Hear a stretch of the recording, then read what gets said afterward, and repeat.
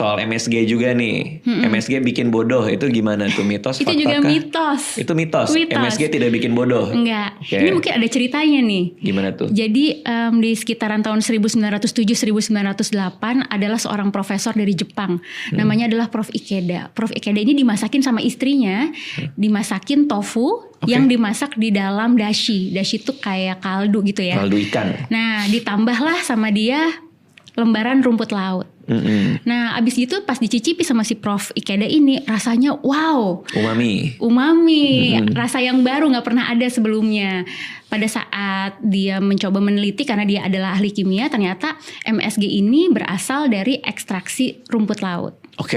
Kemudian beliau akhirnya meneliti semakin dalam dan mendapatkan MSG ini bukan hanya terdapat pada ekstrak rumput laut, tapi juga bisa pada ASI. Ada. Oh iya? Iya, betul. ASI ada Air susu itu ada MSG-nya. Wow. Ada di susu, di keju, di ayam, di tomat, di sayur-sayuran, itu semua mengandung MSG juga.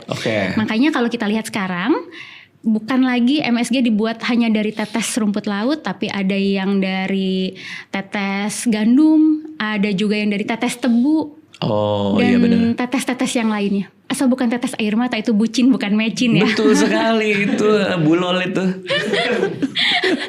Nah, berbagai penelitian juga sudah menunjukkan bahwa konsumsi MSG ini nggak ada hubungannya dengan dampak negatif pada kesehatan.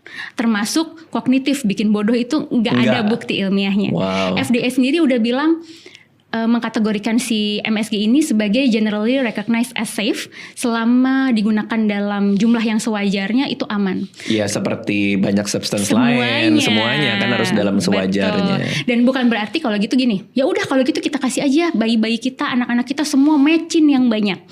Kadang kita harus mengakui ya, begitu kita mendengar istilah mecin, yang terlintas pertama adalah jajanan-jajanan, snack-snack kemasan yang bukan hanya tinggi MSG, terlepas dari MSG-nya ada atau enggak ya, tapi memang rendah protein, rendah vitamin mineral, rendah serat, kemudian tinggi kadar lemak transnya, sodium. Yang itu juga semuanya nggak sehat gitu. Tapi dalam konteks misalnya nih, orang tua mau makan di restoran, saking takutnya anaknya terpapar MSG, anaknya gak usah ikut makan.